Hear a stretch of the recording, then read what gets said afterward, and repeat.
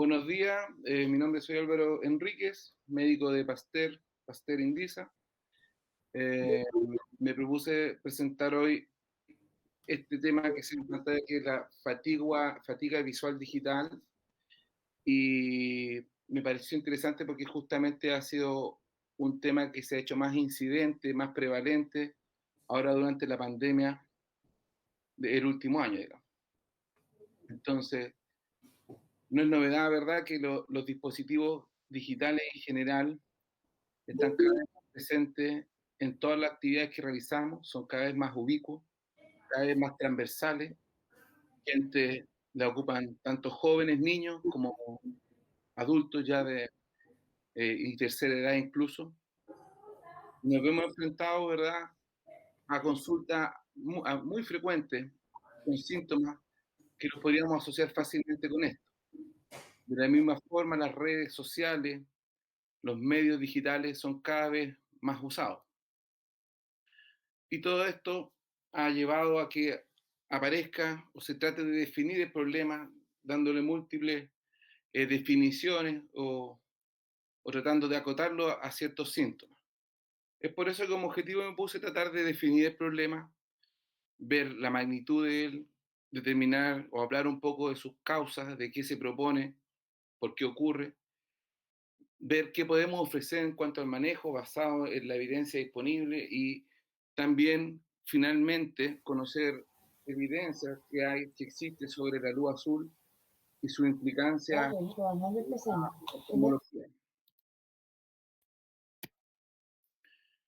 Históricamente o más antiguamente, el término que se usaba era el síndrome visual asociado a computadores. Así uno en general lo puede encontrar en la literatura. Sin embargo, y nosotros nos hemos dado cuenta que ya los computadores o sea, por ejemplo, otros dispositivos digitales como los celulares, como los tablets, los dispositivos de lectura, cada vez son más frecuentes su uso. Entonces, el término correcto que hoy se utiliza o se propone es de la fatiga visual digital, asociada en general al uso de dispositivos digitales. ¿Cómo se ha definido? Se dice que es la condición caracterizada por un conjunto de síntomas oculares y también síntomas no oculares, y que se ha relacionado con el uso de dispositivos digitales en general y de estresores también presentes en el ambiente. Importante sí que para clasificarlo como una fatiga visual digital, los síntomas oculares deben ser los que más prevalecen. Como nos damos cuenta en la consulta, los síntomas que los pacientes relatan son muchos: la epífora, el cansancio, pesadez ocular, visión borrosa, ardor, ojo seco, la visión doble, dificultad para enfocar, enrojecimiento. Y también nos damos cuenta que cuando los pacientes llegan, como que uno no sabe bien de qué forma abordar la consulta porque son cosas muy, muy vagas. Uno ve al paciente joven, sin antecedentes, uno ve el autorref que a veces no muestra nada. Entonces, aquí es cuando uno ya empieza a pensar que puede ser asociado al exceso de uso de dispositivos digitales. Entonces, los síntomas y signos se pueden clasificar primeramente en dos grandes grupos: los oculares, que son los que ya conversamos, la epífora, el cansancio, la visión borrosa, ojos secos sobre todo, y los no oculares, que también son relatados con mucha frecuencia, como el dolor de cabeza, molestia o rigidez en el cuello, la fatiga generalizada, dolores de espalda, dorsalgia o lumbalgia, etc. Entonces, ¿cuál es la magnitud del problema? Bueno, en general, según las distintas publicaciones, se han reportado hasta 90% de prevalencia de molestias asociadas a que se pueden calificar como una fatiga visual digital en los usuarios de dispositivos digitales. En Estados Unidos, en el 2016, se vio que el 80% prácticamente de los adultos eran dueños de computadores, dueños de celulares, smartphones. Un 50% ya usaba tablet o dispositivos de lectura, pasando más o menos 6 horas diarias en promedio en uso de estos dispositivos, donde el celular cada vez más adquiría más importancia en las horas ocupadas en el día en dispositivos digitales, superando incluso a los computadores. Este estudio, hecho en aproximadamente 500 trabajadores de oficinas en Nueva York, pretendía caracterizar y ver la prevalencia de este tipo de síntomas en estos trabajadores y tratar de identificar algunos factores de riesgo o relacionarlo con algunos factores demográficos. Es así como a través de una encuesta se aplicó a estos trabajadores y se vio efectivamente que de todos los síntomas encuestados, los ojos cansados eran los más prevalentes. Las personas eh, relataban tener los ojos cansados de forma más frecuente, relacionados directamente con la cantidad de horas de trabajo en el computador, también con el género, mucho más frecuente en mujeres, y en este estudio específicamente también lo relacionaban directamente con ojo seco, que fue también evaluado mediante encuestas. Y miren aquí los síntomas que se investigaban, por ejemplo, la visión borrosa mientras se ve el computador, visión borrosa mientras uno trata de ver a distancia después de haber visto computador, que es muy frecuente que nuestros pacientes nos digan, estoy viendo el computador, después no puedo ver de lejos, y uno ve y la verdad que le toma agudeza visual y ve perfecto. Y esos son todos síntomas asociados al uso excesivo del computador. Ojo seco, cefalea, sensibilidad a las luces, desconfort de los ojos, etc. Un ejemplo más cercano, por ejemplo, también a través de encuestas se evaluó el estrés digital en nuestros colegas radiólogos, que pasaban entre 7 y 9 horas diarias en dispositivos digitales, y se vio también, ¿verdad?, que lo que más trataban ellos era el cansancio visual, también mucho más prevalente en las mujeres, y también relacionado directamente con el trabajar muy sin pausa. Se demostró mayor incidencia de síntomas en los pacientes, en los médicos en este caso, que tomaban menos de dos o menos descansos al día en su trabajo.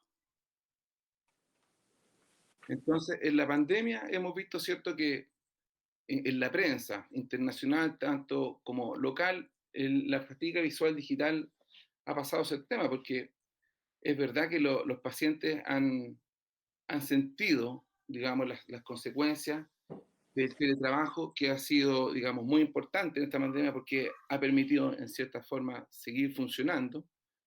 Uno no se podría imaginar cómo hubiéramos seguido sin la posibilidad del teletrabajo a esta altura, pero también ha traído sus consecuencias en nuestra área, específicamente en las molestias que esto ha generado en los pacientes. Aquí un estudio realizado durante la pandemia mostró que, por ejemplo, a través de teleconsulta, los síntomas más importantes que los pacientes preguntaban específicamente en oftalmología eran el enrojecimiento, la epífora, el dolor ocular, la alteración o pérdida de visión, estrés visual, sensación de cuerpo extraño. Y en una evaluación posterior se le atribuyó la mayoría de estas consultas, de estos síntomas,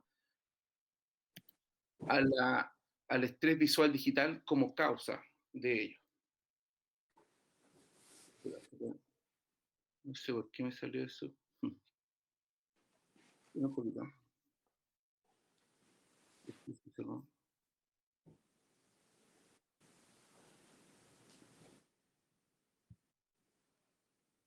Ahí.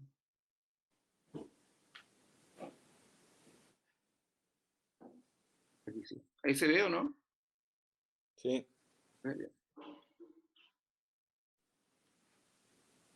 Sí, se ve bien. Ahí se ve. Entonces, para ver un poco la etiología, ¿a qué se le atribuye? ¿Por qué ocurre este estrés visual digital? Se han propuesto varias causas. Por ejemplo, las causas visuales refractivas que darían cuenta de las molestias tipo cefalea, pesadez, dolor. Las causas de los problemas oculomotores que hablan de la dificultad para enfocar, la diplopia. Y la gran causa que se supone que es la del ojo seco y alteraciones de la superficie ocular. Todo esto estaría provocando nuestra fatiga visual digital. En cuanto a las causas visuales refractivas, no cabe duda que los vicios de refracción en general son los que más pueden influir en esta. Por ejemplo, el astigmatismo, yo creo que cada vez tiene más importancia la corrección de pequeños vicios de refracción o pequeños astigmatismos, específicamente en este tipo de pacientes. Tal vez astigmatismo que antes uno no los consideraba o tal vez no les daba importancia en la sintomatología o molestia de los pacientes, hoy día sí tiene una indicación de ser corregido.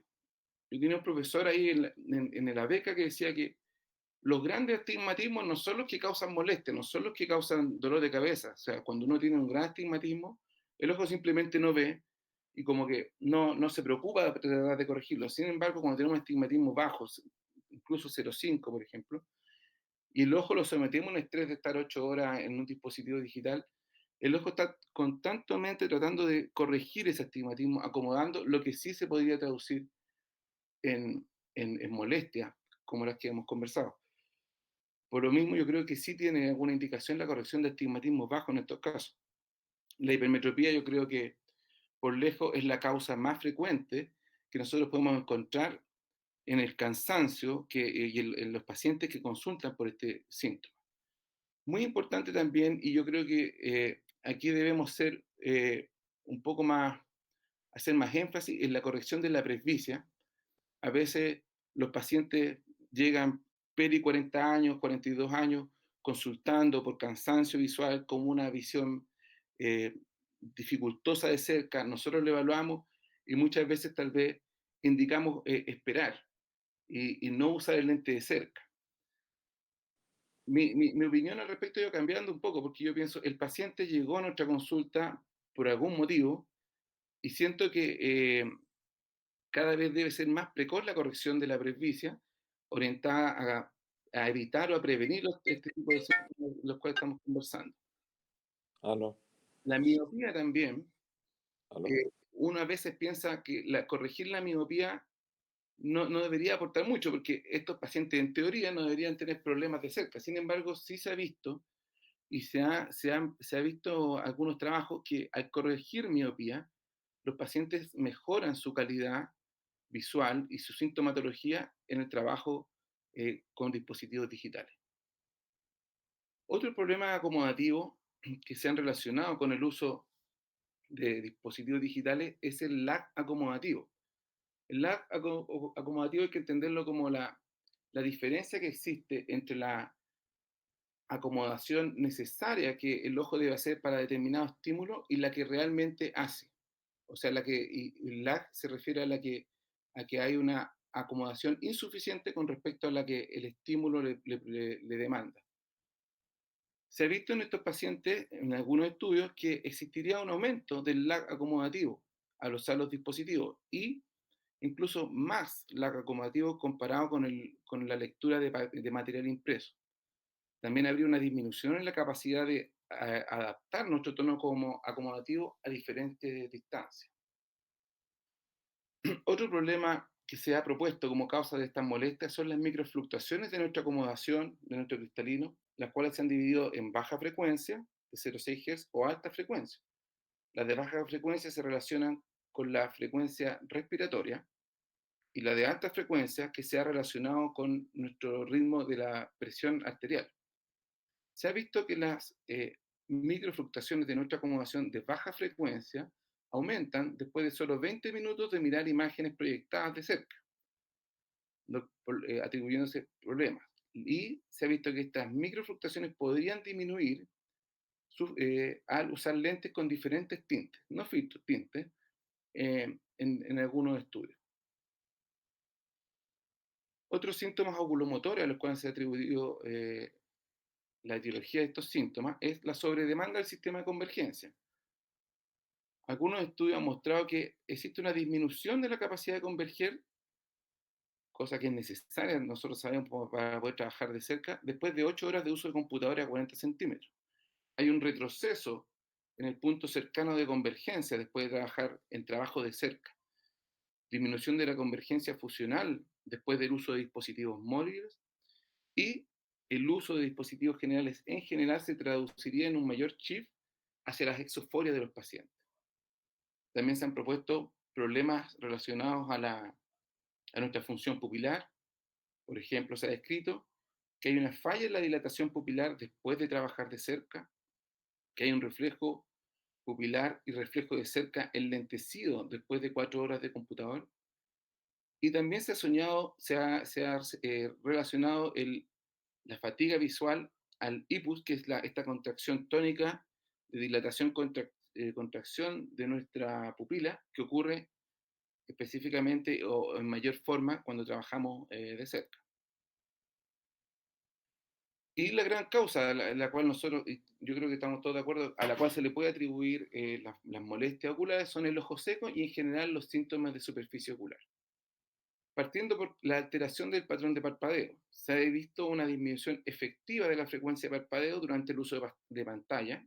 Lo normal, por ejemplo, este estudio específico se hizo una medición de la frecuencia de parpadeo en pacientes en una conversación habitual comparado con pacientes que usaban dispositivos digitales, bajando en 3 veces la frecuencia de parpadeo, 15.54 versus 5.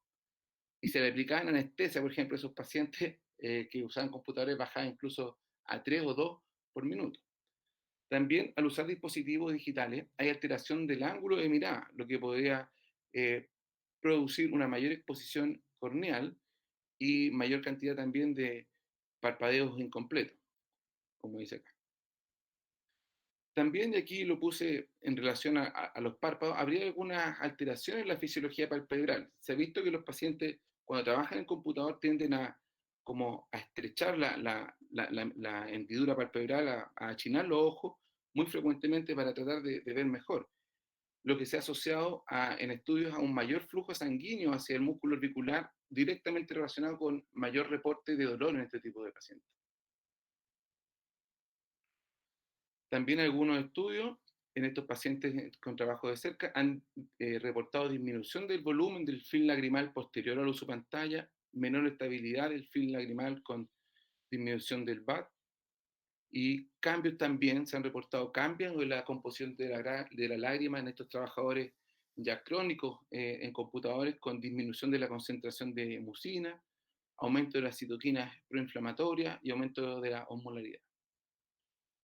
No se han podido demostrar grandes cambios en el epitelio corneal de forma, eh, digamos, confiable. Sin embargo, algunos estudios han mostrado aumento de la tinción corneal en los pacientes que usan muchos videojuegos. Muy importante cuando evaluamos a nuestros pacientes que nos consultan por estos síntomas es determinar y tratar de identificar los factores de riesgo que pueden afectar y agravar estos casos. Por ejemplo, el uso de lentes de contacto, la cirugía refractiva previa, el ojo seco, ¿verdad? La presencia de alergia, factores ambientales, ver cómo el paciente trabaja, aire acondicionado, calefacción, ventilador, ver si hay baja humedad ambiental, factores económicos que vamos a hablar un poco más adelante. Y también muy importante ver si hay algún uso de medicamentos que puedan alterar la producción de lágrimas. Medicamentos que provocan ojo seco, como los antihistamínicos, los betabloqueadores, antiespasmódicos, diuréticos, las drogas psicotrópicas, anticonceptivos y terapia de reemplazo hormonal. Entonces, se propone, o propongo, digamos, que el uso del manejo de la fatiga visual digital se debe basar en estos 5 pilares. Primero, vamos a mostrar una imagen, uso ergonómico de los dispositivos digitales. Como ya hablamos, una corrección refractiva adecuada y yo creo que cada día más agresiva, más precoz en el caso de las presbicias, con un umbral más bajo en los casos de los astigmatismos. Lubricación ocular adecuada, y eso ya, el ojo seco, un tema muy grande y completamente aparte. Aumentar la tasa de parpadeo de alguna forma, se han propuesto señales visuales en los dispositivos digitales, señales auditivas, para que el paciente se acuerde de parpadear y, como decíamos, controlar los factores de riesgo. Aquí una imagen que nos puede ayudar a cómo orientar a nuestros pacientes de la forma adecuada en que deben ellos presentarse en su trabajo con dispositivos digitales. Por ejemplo, se recomienda que la parte superior del computador esté a nivel de la altura de los ojos o sutilmente bajo ella, cosa que en posición recta, por ejemplo, nosotros podamos ver arriba la barra de direcciones de la pantalla y no que la pantalla esté por acá arriba y vemos la papelera de reciclaje, por ejemplo.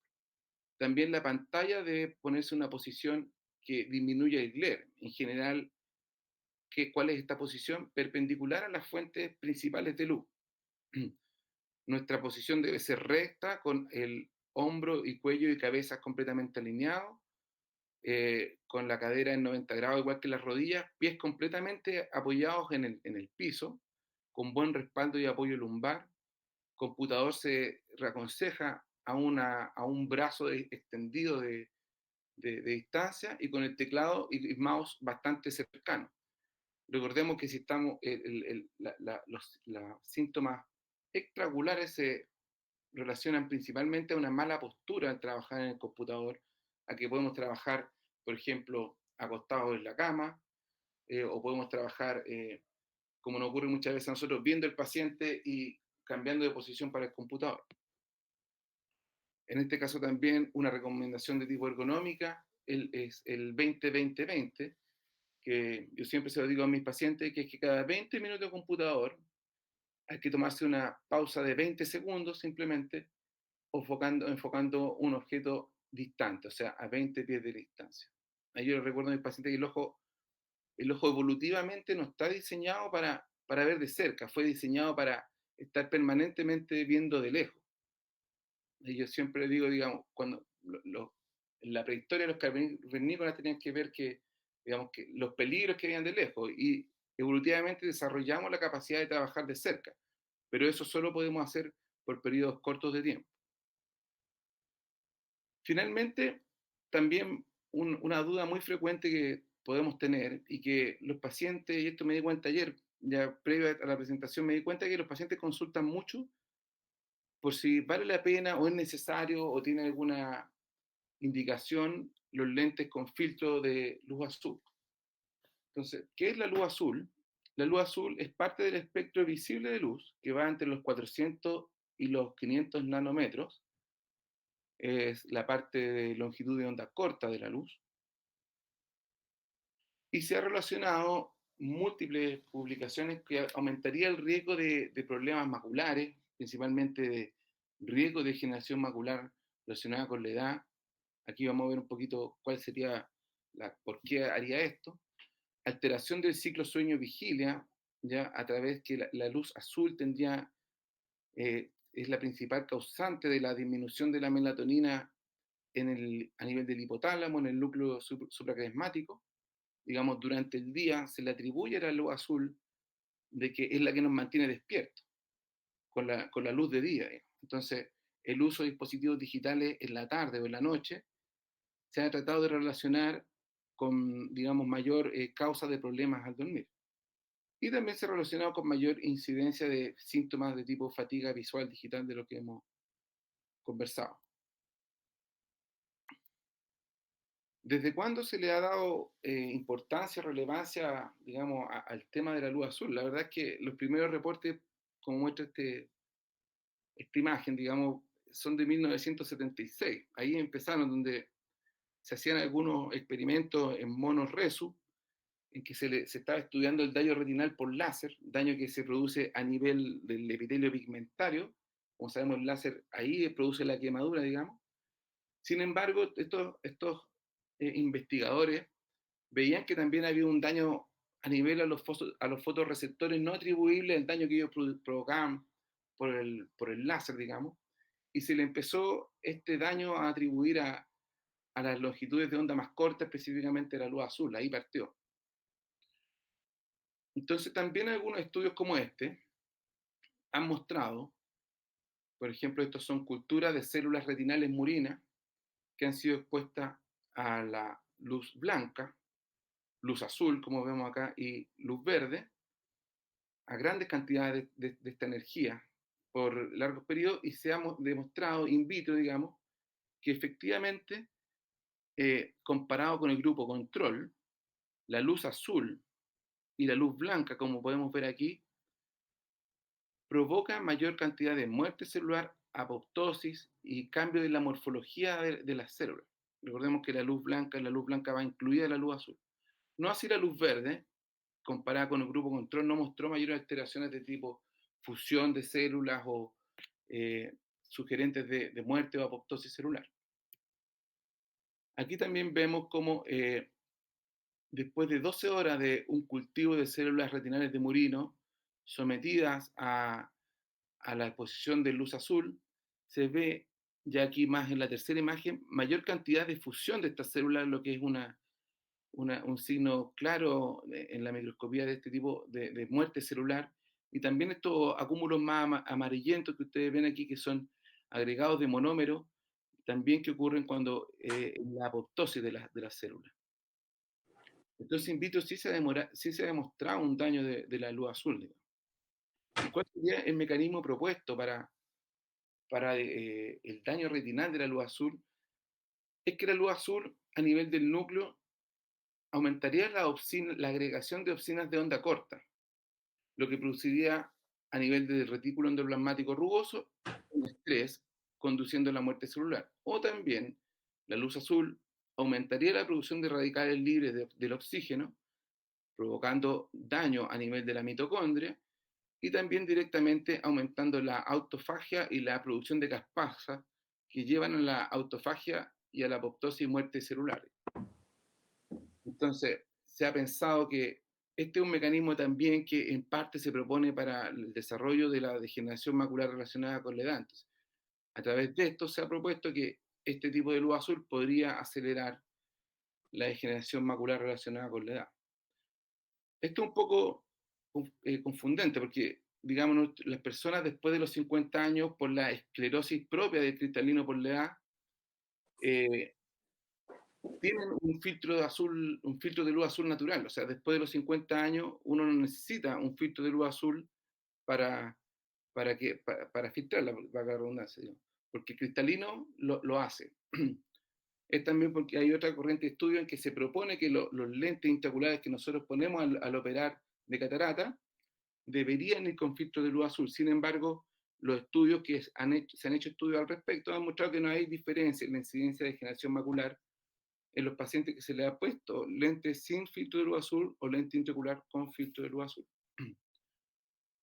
La presión ha sido bastante intensa, digamos, con respecto al uso del filtro de luz azul eh, por parte del retail óptico, digamos.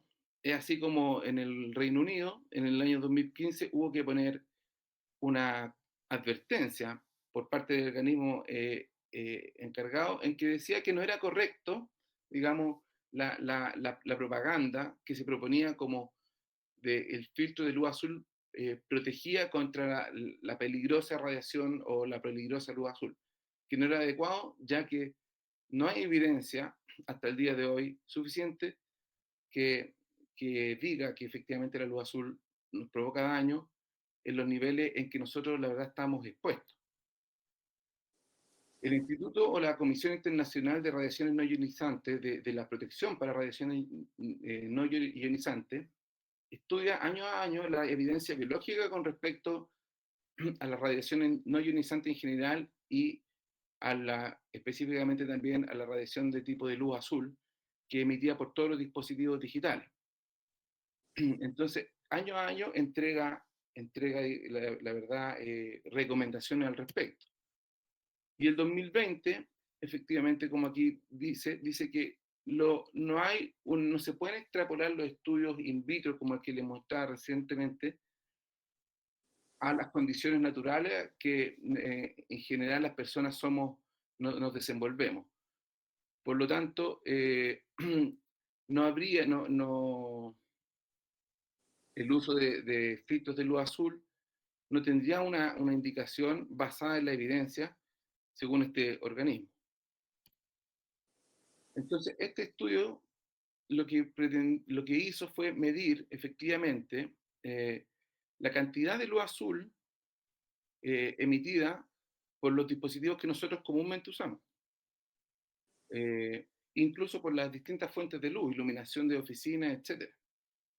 Y la comparó, digamos, con primero la regla de oro que emite el Consejo Internacional de Radiaciones No Ionizantes bajo el cual los dispositivos digitales no requieren una mayor revisión porque las emisiones son muy bajas de la luz azul, y las comparó también con el límite máximo que ellos aceptan como emisión de luz azul permisible en los dispositivos. Y la verdad que en la evaluación de la mayoría de los dispositivos, computadores, laptops, tablets, todos, como dice aquí, están todos en un muy bajo porcentaje del límite propuesto por este organismo, que se ve en este cuadro. Entonces, este otro estudio también, un doble ciego, que trataba de ver la utilidad de los lentes a través de la encuesta de síntomas oculares asociados al uso de dispositivos digitales. Trató de evaluar la prevalencia de estos síntomas en pacientes que usaron dos tipos de filtros de luz azul, el TeraBlue 1.67 y el TeraBlue policarbonato, comparado con un control que no tenía filtro de luz azul. Y la verdad es que los tres grupos mostraban aumento de los síntomas al trabajar en dispositivos digitales de forma similar, sin diferencia significativa entre los que usaron filtros de luz azul con el grupo control. Bueno, y pronto, digamos, habrá nueva evidencia en el sentido de que se está desarrollando este, digamos, estudio que pretende hacer una revisión sistemática y más acabada con respecto a la importancia de la luz azul con las patologías que se le han atribuido. Y bueno, pretendo cuando ya esté listo tratar también de mostrárselo y presentárselo para ver qué noticias nuevas hay al respecto. Sin embargo, ¿qué podemos llevar como una conclusión, digamos, a nuestro trabajo? Es que el síndrome de fatiga visual digital, ¿cierto? Es algo que frecuente, muy frecuente en la población laboralmente activa, y con la irrupción del teletrabajo en este último año ha aumentado su incidencia y prevalencia. Es fundamental que como oftalmólogos seamos capaces de educar a nuestros pacientes respecto a las conductas saludables y a la exposición de pantalla, y no hay evidencia aún que sustente la utilidad clínica de nuestros pacientes con los lentes de filtro de luz azul.